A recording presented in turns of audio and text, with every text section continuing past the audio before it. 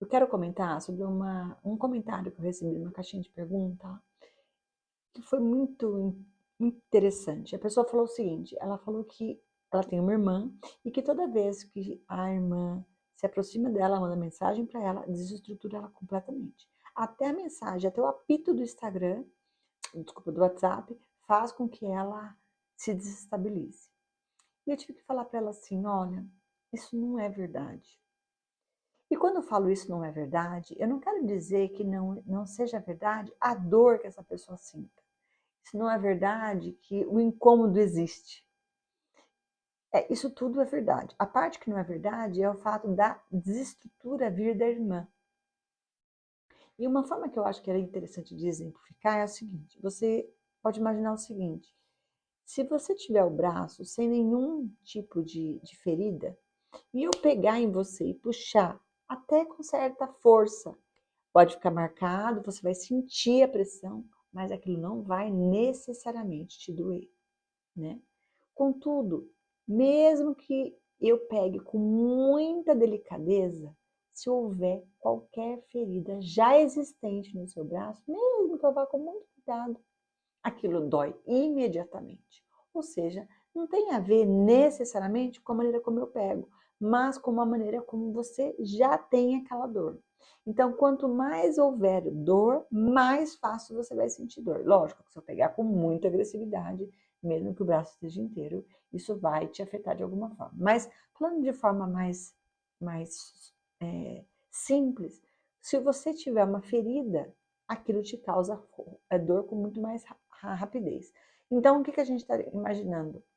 Quando a irmã chega e faz alguma coisa e aquilo tira a pessoa do eixo, pode ser que não fosse necessariamente o comportamento daquela pessoa, mas o que aquele comportamento gerou de gatilho dentro da sua história. O que tem dentro de você que vai ao encontro daquilo que está sendo mostrado. E mais do que isso, e aqui é o pulo do gato, é perceber que quanto menos eu olho para essas dores já existentes, mais vezes e mais pessoas e mais situações vão se colocar em, em contato comigo, em conexão comigo, em atração comigo, para me mostrar aquilo que já existe dentro de mim. Ou seja, você vai falar, é minha irmã. Aí quando você para de olhar para a irmã, vem um amigo fazendo o mesmo comportamento. Por quê? Porque, de certa forma, como a gente vive em comunidade, a gente tem que se relacionar aprendendo a incluir, a se movimentar em direção ao que é real na minha história, todas as minhas sombras, olhar com verdade, trabalhar e desenvolver a maturidade emocional dentro de mim, aquelas pessoas, de certa forma, elas estão ali a serviço dessa minha situação.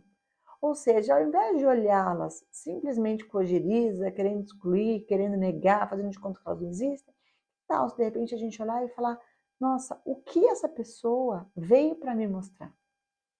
O que esse comportamento tão obtuso, tão inadequado que eu acredito, é, em relação a ela, né? Vem mostrar para mim. O que ela se mostra que eu não estou conseguindo enxergar? O que eu não captei? E isso vai transformando as relações. E entendendo que quando alguém ou algo acontece e me desestrutura, eu preciso olhar com muita sinceridade para a minha história para ver, é, será que o que eu estou sentindo é tem conexão com isso que foi feito? Às vezes é a voz da pessoa, às vezes é só um trejeito. E aquilo faz com que eu chore por dias, me desestruture, caia na cama de dor. Não, então não pode ter sido um olhar, mas o que aquele olhar revela? O que eu estou projetando naquele olhar que tem a ver com outra coisa muito mais profunda? Então, aí sim, aquele olhar vai ao encontro de uma história que aconteceu lá atrás, e essa história tem força. Essa história, sim, tem a ver com o fato de você ir para a cama, o fato de você chorar por dias. Essa história, mas não o olhar que está acontecendo aqui. Essa pessoa só veio falar, ó, oh, essa dor não está resolvida ainda, você tem que olhar para lá. Olhar para lá. É como se a vida todo o tempo fizesse, olha para lá, e você fala, não quero ver, não quero ver. E a vida fala, olha para lá. olha para lá. Então, entender que as conexões vão acontecendo para que eu possa crescer na minha própria vida. E quanto menos eu olho, mais repetições vão acontecer aqui. Então, por isso que às vezes eu falo nas relações de casal, né? Lívia, eu só me conecto com homens que me traem, tá? Mais do que olhar para esse comportamento de traição é olhar para que você se conectou com o homem que te trai. O que isso tem a ver com a sua história? E não para justificar a traição. Você pode, inclusive, se separar dessa pessoa. Mas conseguir desenvolver em você nova postura para que num próximo relacionamento esse comportamento não precise existir.